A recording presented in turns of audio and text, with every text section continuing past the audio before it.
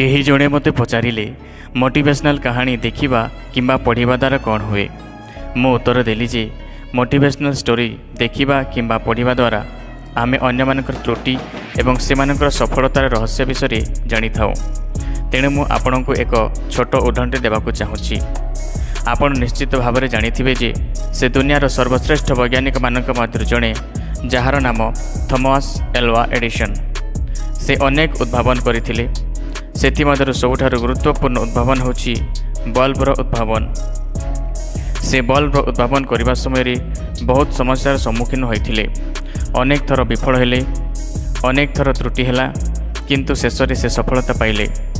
तेणु आमे यथासंभव मोटिवेशनल स्टोरी देखिबा एवं पढ़िबा उचित, जहाँफल आमे त्रुटि करिबा नाही एवं सेमानकर त्रुटिरु किछि शिखिबाकु पाई परिबा। एही विषय आपण मानकर मतामत कौन दयाकरी कमेंट बॉक्स रे लिखंतु।